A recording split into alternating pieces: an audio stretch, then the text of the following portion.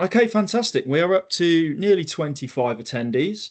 So thank you very much once again for joining. Hopefully this you've managed to catch the first part of the webinar already. If you didn't, that's not a problem. We can catch up later on YouTube. Um, First of all, a quick introduction and welcome. My name is Rob Green.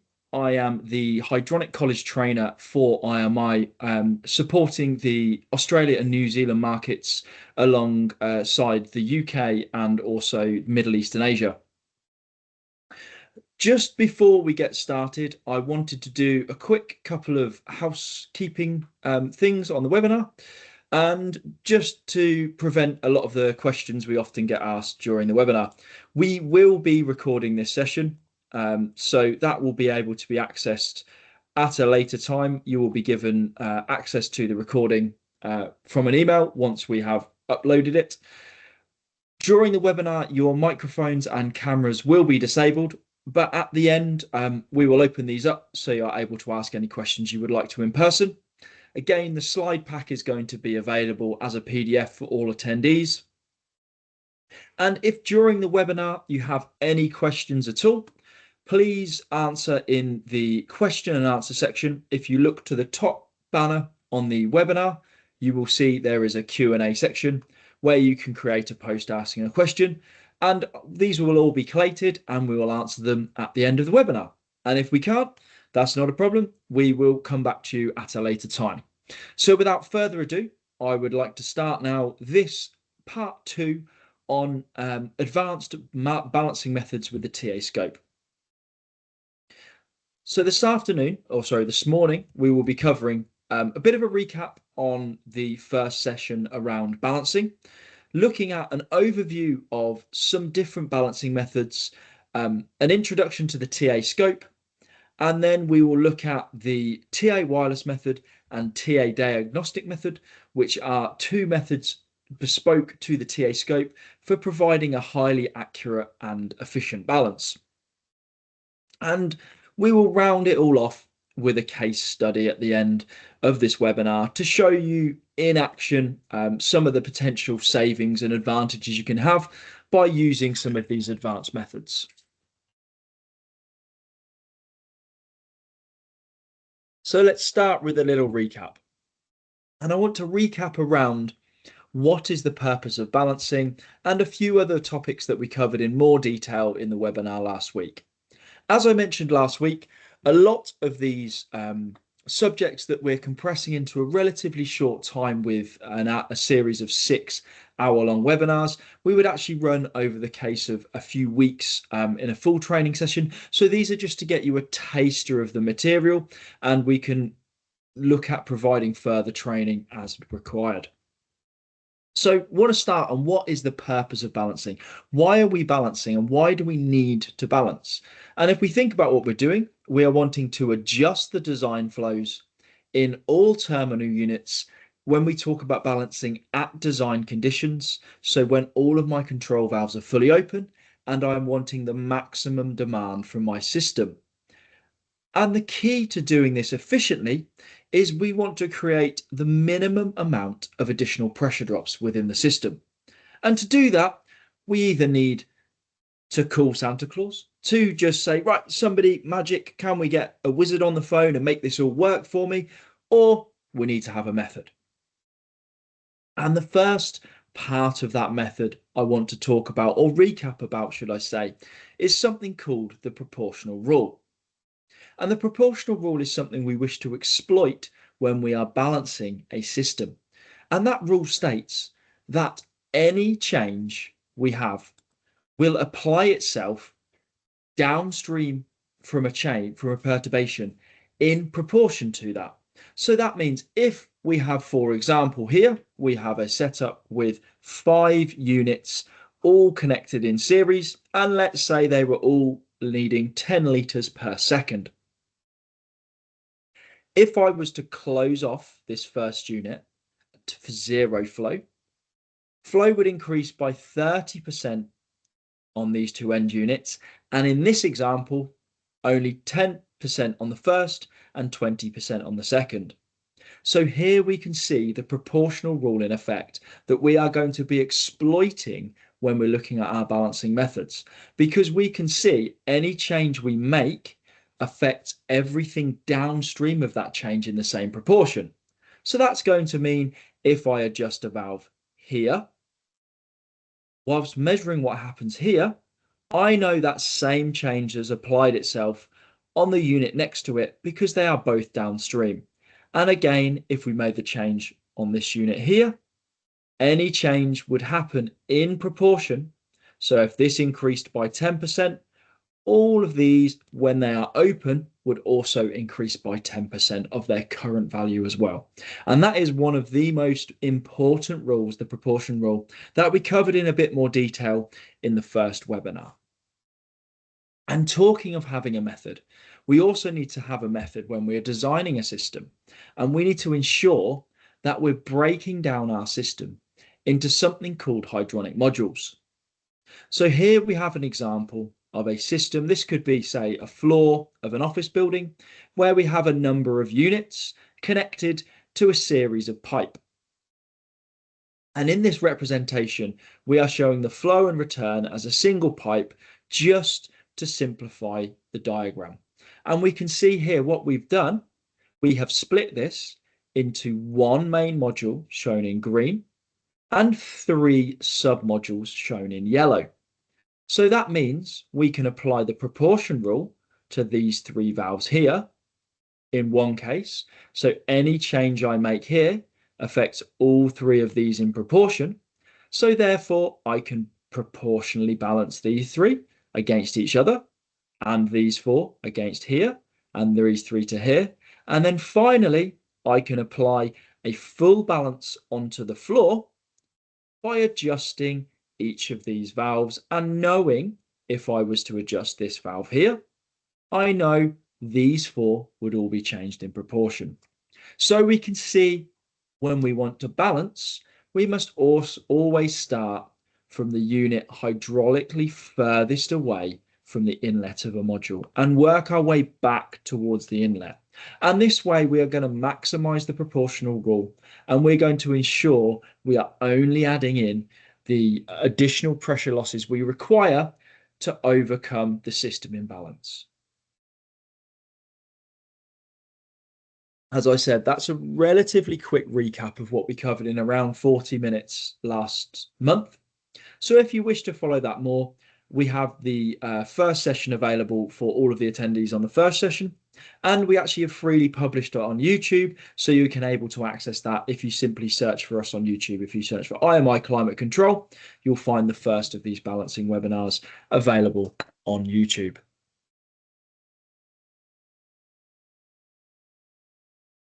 And let's now look at some balancing methods, and we're going to look at the progression of balancing methods during over time.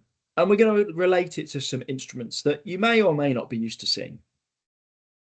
So if we go right back to the 1960s, I wasn't even a figment of my parents' imagination back in the 60s. I was a firm 80s child.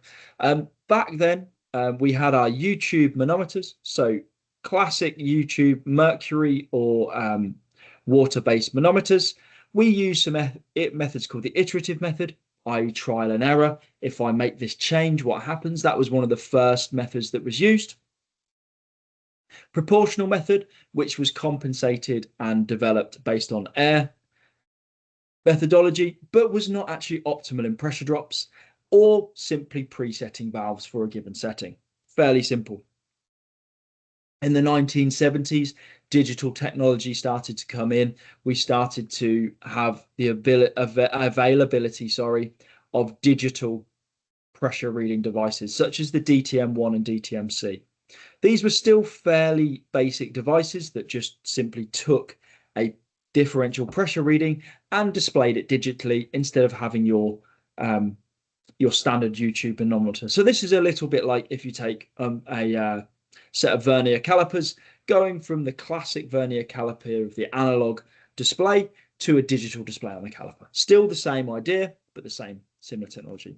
And in the early 80s, TA developed something called the compensated method, which was a progression of the proportional method used to also minimize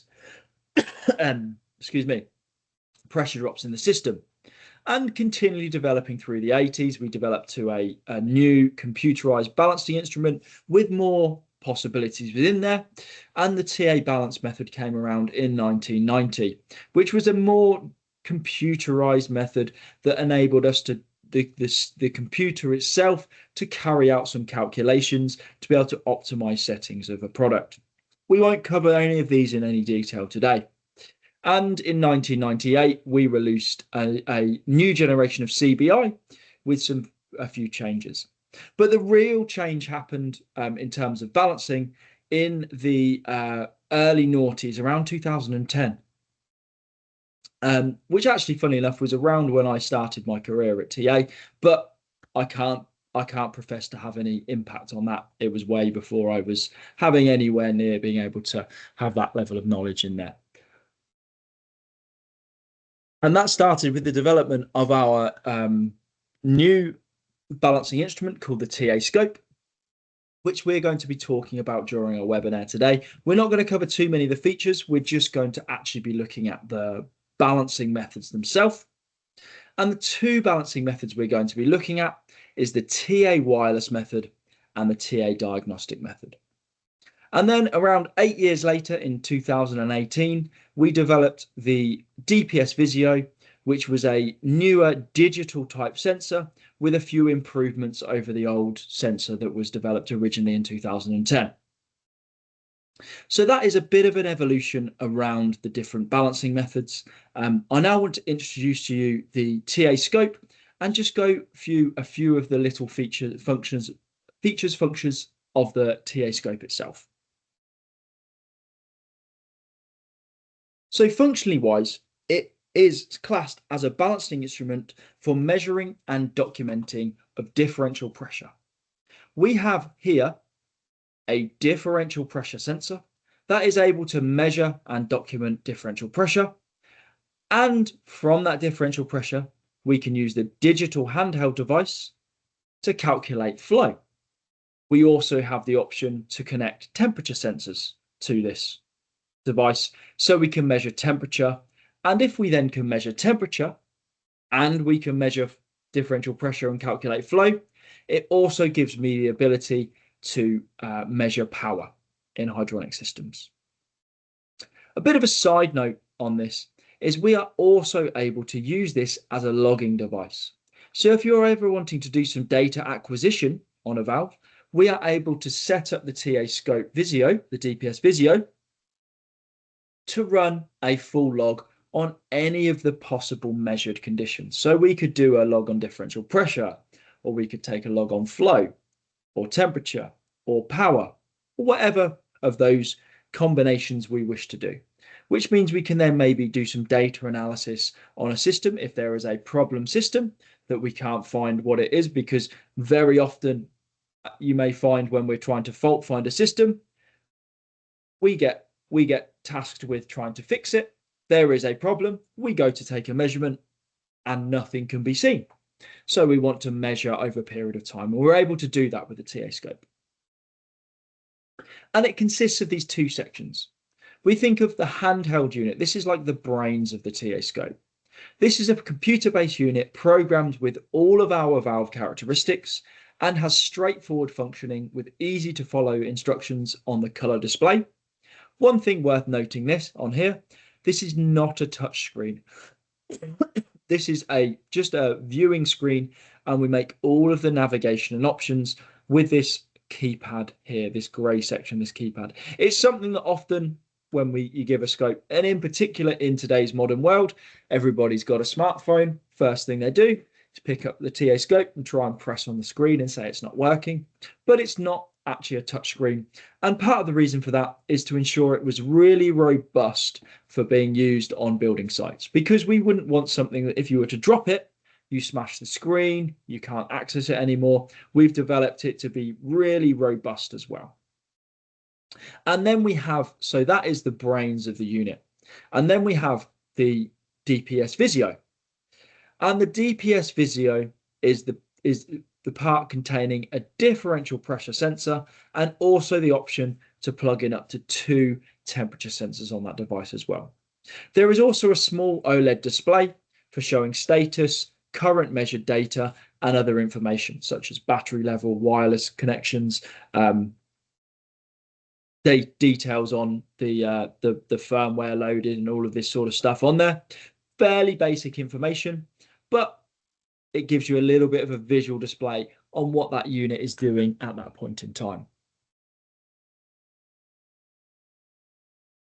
Also with the DPS Visio, because we are connecting our unit to a system, we must first zero and calibrate the unit, and it will run an automatic calibration.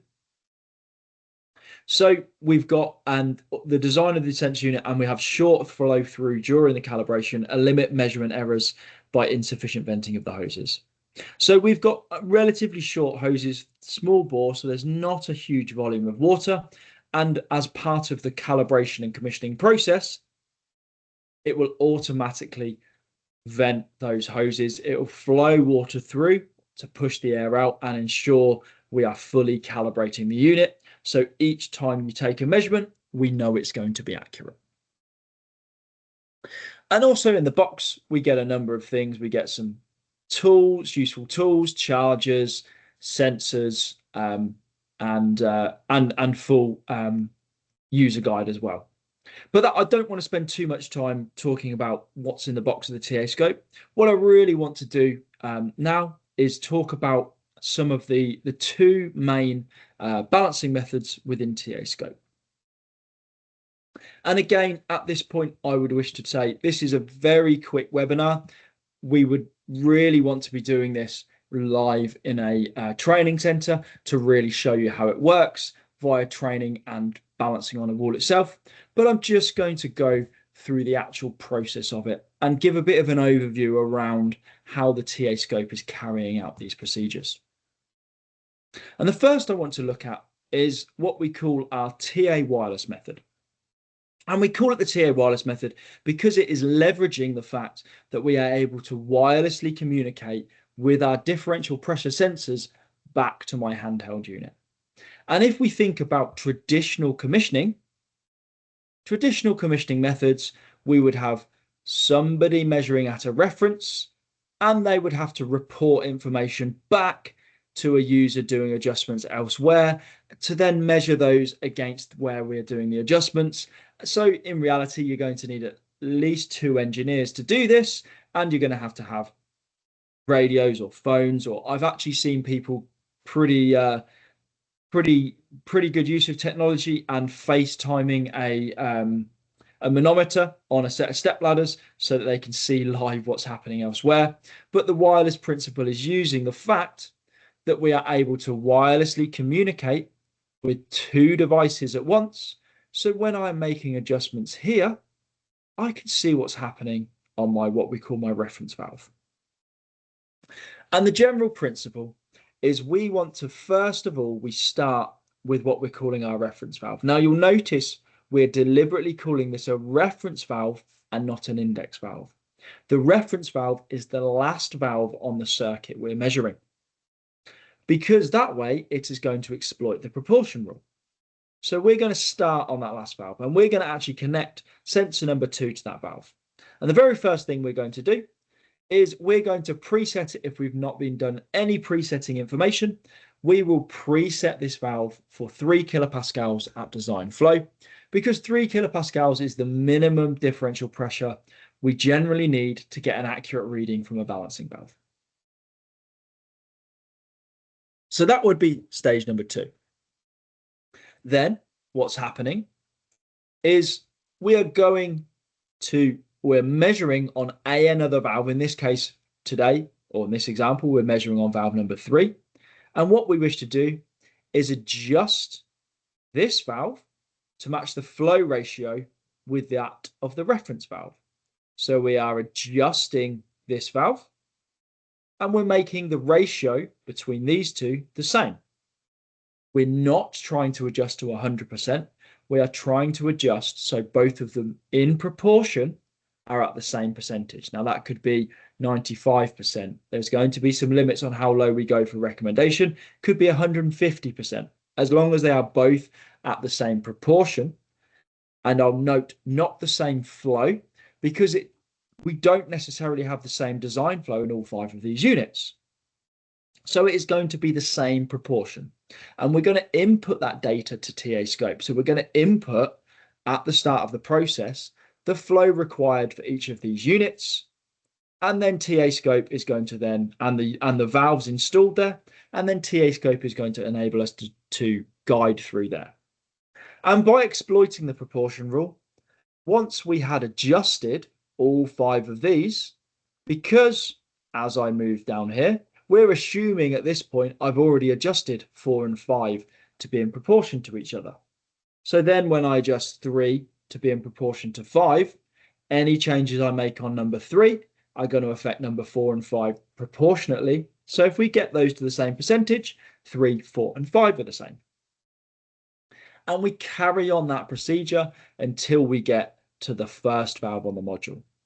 And then finally, we adjust the partner valve at the end, or very occasionally to reset flow ratios close to 1 if we're finding that we're getting really, really, really high excess flows, because then we're going to start diluting our balance. But it will recommend that as part of the process. And the beauty is TA scope is going to allow you to make, is going to guide you through how to make these adjustments. So let's have a look at it in action. And we're going to start, as I said, we are going to start on the reference valve, i.e. the last valve in the circuit. We are then going to connect sensor number 2 to this reference valve. And we are going to preset the reference valve as indicated by the handheld. So when we've uploaded the data, so later in this series, we'll learn about a program called HySelect, where we can build systems. And when we are using the TA-Wireless method, we need to have that data in TA scope. So we're going to upload the data of the system that we've calculated and built in HySelect to enable us to have the full system in there. If no presetting calculation has been carried out in HySelect, if we've done a simple upload just to say, okay, here's these 5 valves plus partner valve in a module, and the flows are X, Y, Z, so on and so forth, it will just give me a presetting for 3 kilopascals. So at this stage, all other valves in the module should be fully open. We need to check that the flow ratio is high enough, i.e. over 90% if the valves are open. We need over 90% to ensure we can have an accurate balance. And at this point, if my flow ratio is not 90%, we need to try and shut off some modules elsewhere to push more water into this, to push more flow, i.e. to move the differential pressure available to up the flow in the module we're balancing. And we would go back and adjust those at a later stage. So we now say, right, yes, my flow ratio is high enough. We're then going to go to valve N-1. So in this case, valve N, my reference valve is 5. So we're going to go to the valve number 4. We're going to connect sensor number 1. And this graphic is showing a DPS visual on sensor number 1 and a standard sensor on number 2. Pretty sensible way of doing it if you've got the 2 options, because you're going to need to be continually calibrating sensor number 1. So it makes sense to have the unit that's going to carry out automatic calibration. So if you come down off your steps after connecting it and you forgot to calibrate it, you don't need to carry on back up the step ladder. We are then going to measure the flow. Whilst measuring the flow, you will get a live reading on your TA scope of what the proportion of flow is between the 2 valves being measured. And then there will also be an adjust button. And what TA scope will do is it will guide you through a process of shutting the valve down, opening the valve back again, and then it will calculate from there what the best setting needs to be to get these two valves in proportion with each other. And by carrying out that process, you will enable yourself to adjust the valves to have the same flow ratio as the reference valve. So now we have valve number 4 and valve number 5 proportionally balanced to the same percentage of 93%. As I said, we are not shooting for 100%. We are shooting for having the valves in proportion as so long as that flow is above 90% to gain an accurate reading. And we're then going to carry on down to the next valve in, or the next terminal or valve in the module. In that case, N-2, valve number 3. Again, we connect our sensor, we measure our flow, and again, we follow the adjustment procedure. And when we are then adjusting the flow to valve number 3, the flow is also going to change in 4 and 5. And due to the proportional rule, it is going to change the same in 4 as it does in 5. So we can exploit that by only measuring the flow in valve number 5 and then knowing via the proportional rule, the flow is going to increase in valve number 4 in the same proportion. So again, we adjust the valve and we carry on all the way down the module until we've completed this final module. And once we've got to the end, we can then provide a final adjustment on that balancing valve. And TA-Scope is going to allow us, is going to guide us through this full process. I'm actually in the process of, at the moment, developing a YouTube video on how to do this live on a demonstration panel. So if you're interested, please keep an eye on the Climate Control Hydronic College YouTube channel, and I'll be uploading that hopefully in the next sort of couple of months or so to be able to show you a real live action of it happening. But for the purpose of this webinar, I just wanted to give an overview on what the process follows. So that's the TA-Wireless method.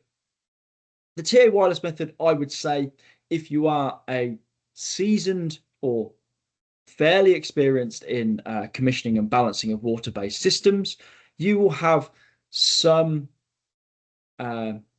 familiarity with this type of process. It's relatively speaking very similar to the process you would carry out in a normal balance, with the difference being is we're shooting to try and optimize and absolutely only add the minimum of minimum of additional pressure drops, and the TA-Wireless method is going to allow us to do that.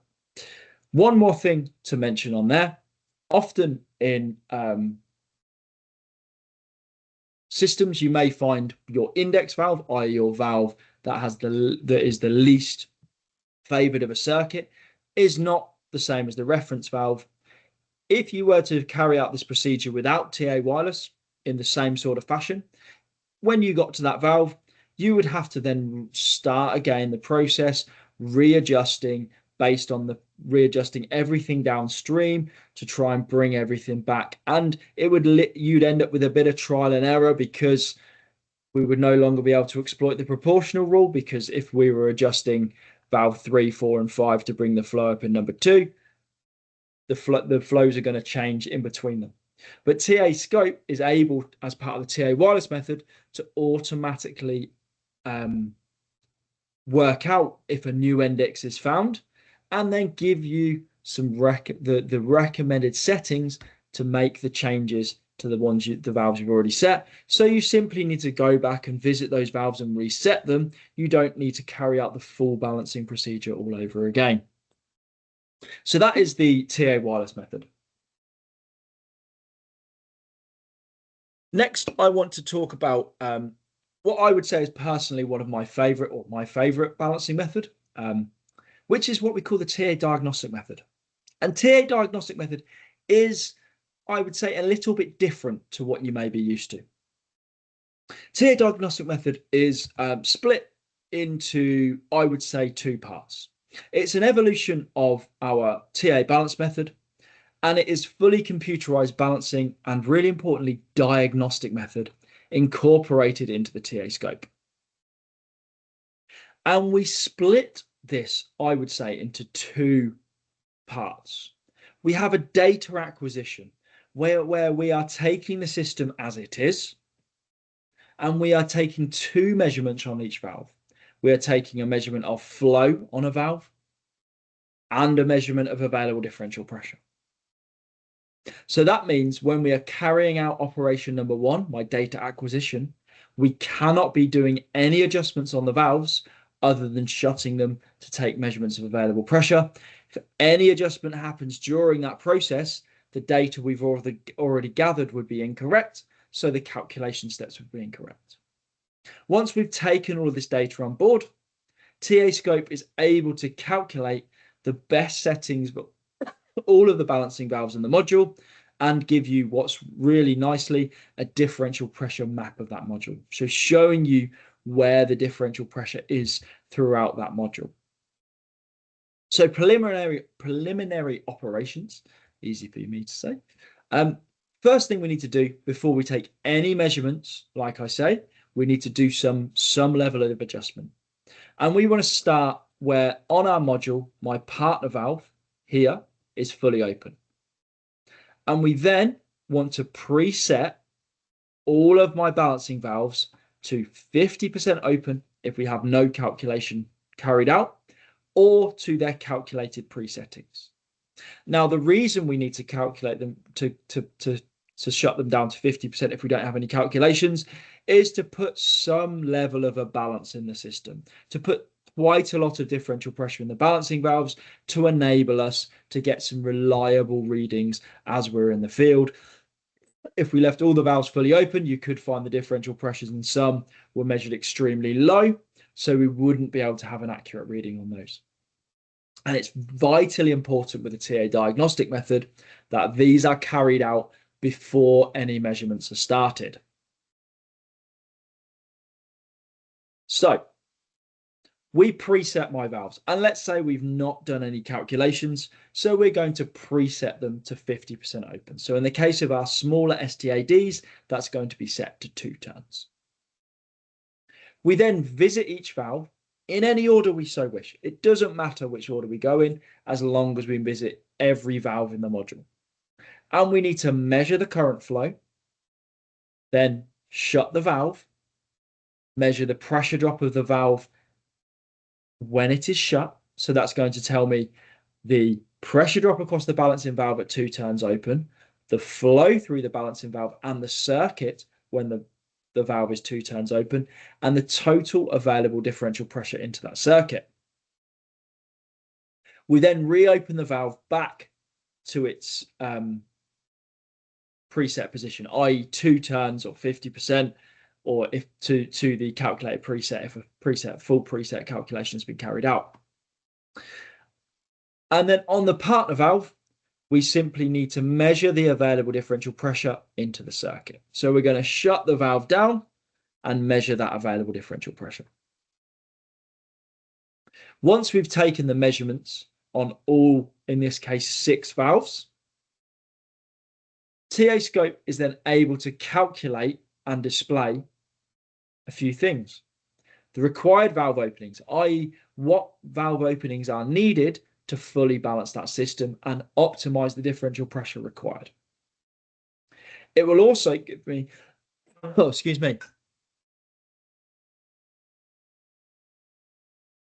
differential pressure of the distribution pipes and the circuits. So what is the pressure drop between circuit 1 and 2, for example?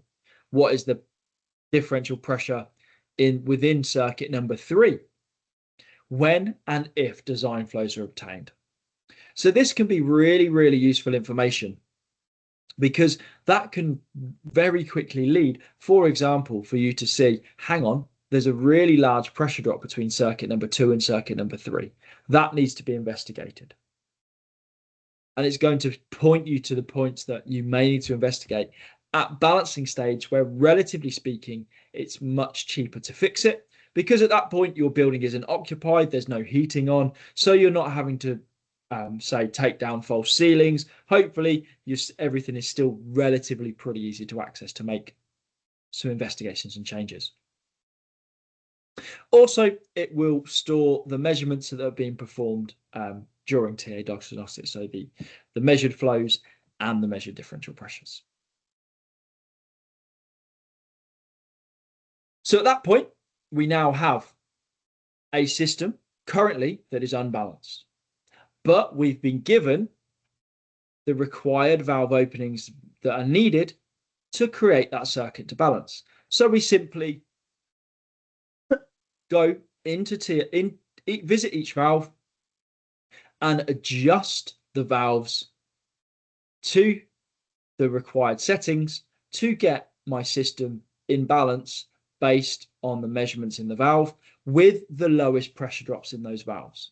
So that's going to give me the settings to get the right pressure drops in the valves. And in this example, we can see there is 115% in every valve. Then finally, we set the partner valve to design flow.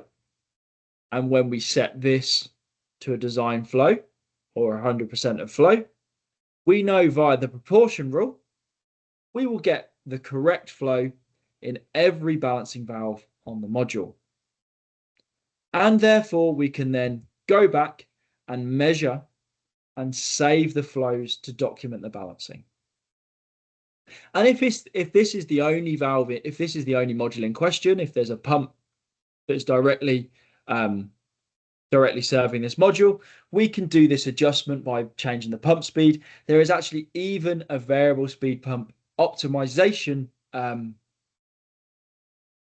routine within TA Scope itself as well that we could use to fully optimize my variable speed pump. And again, if you are interested in learning more about the TA diagnostic method or the variable speed pump optimization, I actually have a YouTube video available. So we're talking quite a lot about some YouTube videos today. There is a YouTube video available on the Hydronic College webpage that gives you a full breakdown of carrying out the TA diagnostic method and the variable speed pump optimization at the end. And in this case, we've then fully optimized the system. We've set it, getting the minimum pressure drops in each one. And really nicely, the other thing TA diagnostic method gives me is a differential pressure diagnostic of the system. So it's going to show me within here, what would the differential pressure map be when and if design flows are obtained? It's going to show me in distribution pipes, i.e. the supply and the return, what is the pressure drop between circuit 1 and 2? What is the pressure drop between circuit 2 and 3? What is the pressure drop between circuit 3 and 4? And also, what is the differential pressure in the circuits excluding the balancing valve when design flow is obtained? And if you've already carried out a hydronic calculation using HySelect, you would get a double exclamation mark indicating any values that were far from what the calculated values are. So in this example, between circuit 3 and 4, the design was 2.08 kilopascals and the pressure drop was supposed to be 9.27, but actually it's at 23.9 calculated. So TA Scope has said, hang on, there is a potential problem here and a potential problem here between circuit 1 and 2 and within circuit 4. Note, that is only if a calculation is performed. If there's no calculation is performed, you would simply just get the values. But if you saw these values, if everything else was to be the same, you can see just by looking at these two examples, there's a big difference between circuit 1 and 2 and within circuit 4 compared to every other value within that system. As a side note, these diagnosed differential pressures have an accuracy of plus or minus 20% due to TA diagnostic method of obtaining the flow to plus or minus 10%. So that was the TA diagnostic method and the TA wireless method, some advanced balancing methods we can use with the TA scope. And now I want to show you a short case study using one of these methods in a production facility in France. We were called to a Pfizer production facility in, I think this was mid 2000s ish from memory, that had 5.4 megawatts of cooling installed with 3 cascade chillers. Design flow total for the system was 773 meters an hour. And they were having a problem where they have production alarms were going off. There was pharmaceutical production equipment that was not getting the cooling it required, so therefore it was overheating and setting off production alarms. So very typical of an imbalanced system. Some areas were okay and some areas were underperforming. In this example, it was actually already installed. Somebody had done a decent design and had installed, in this case, there was 80 TA balancing valves ranging from DN15 stads all the way up to DN200 staps. Our team did an audit of the plant by taking some first measurements and then audited it with high select and calculated and built the system and carried out some pre-settings with high select.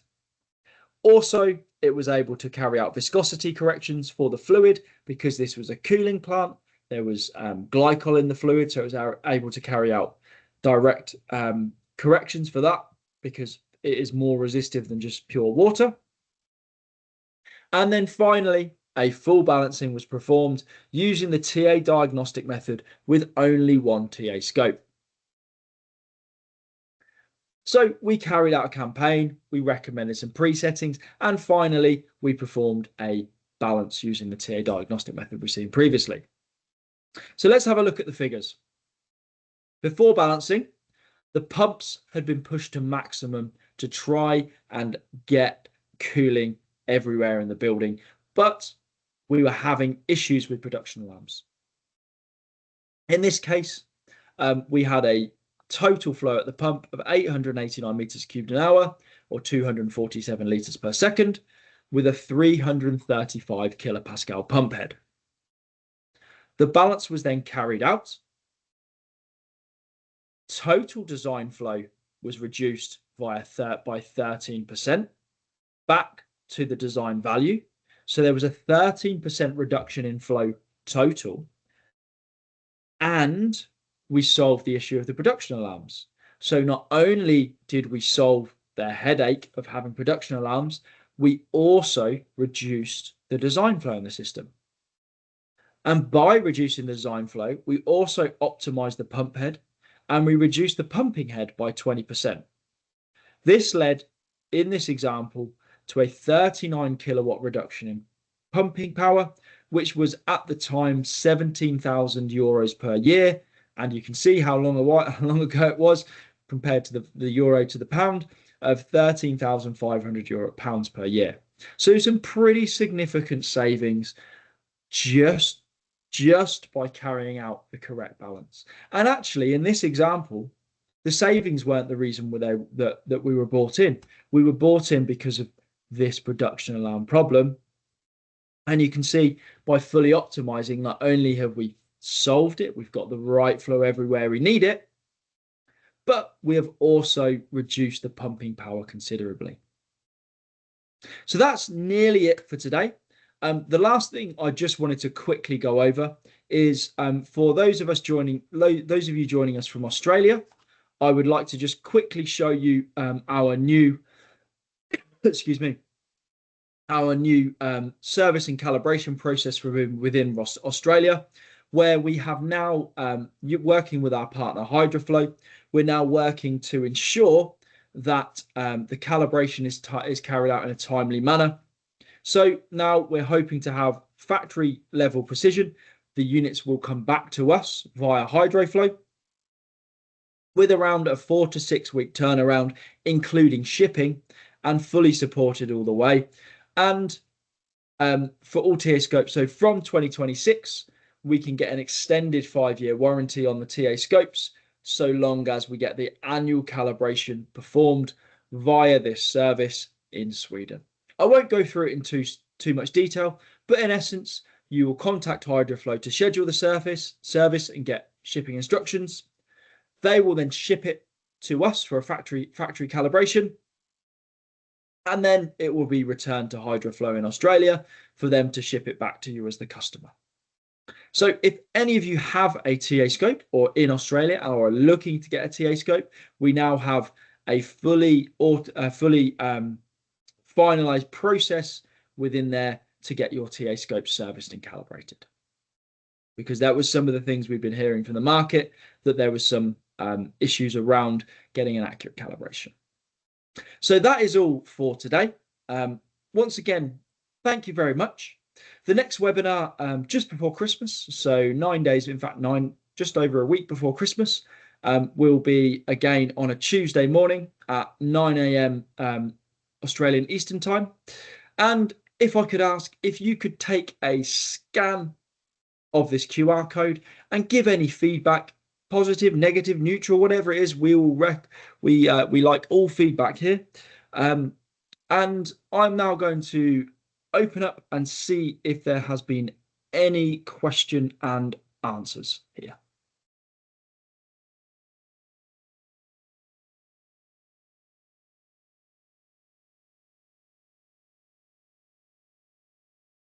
Let's have a look in the Q&A. Any Q&As there?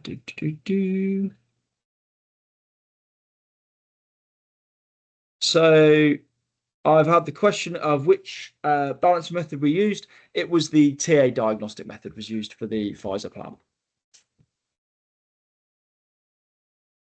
Okay, what I shall do now is I will open up everybody's microphone and camera. Let me find where the button is. There's a special button to press, and of course, as ever, I've lost it.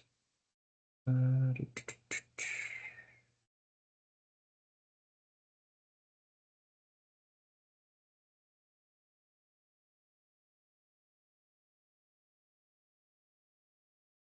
we go, controls.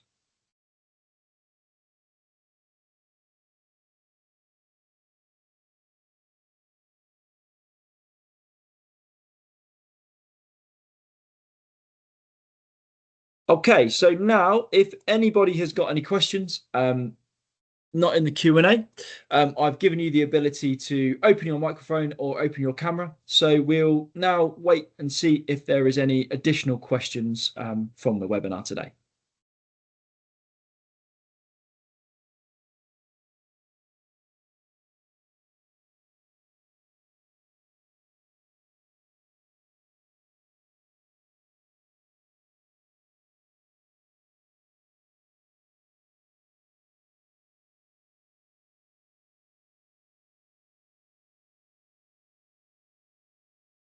Okay, though, doesn't seem like there's any questions. So once again, thank you very much for joining. I hope you have a great rest of the day. And I also hope to see you next month for the part 3, which is going to be looking at dynamic balancing. As ever, if you have any questions, excuse me, that come up post-webinar, please just reach out and we will do our best to answer them. So once again, thank you very much and enjoy your days.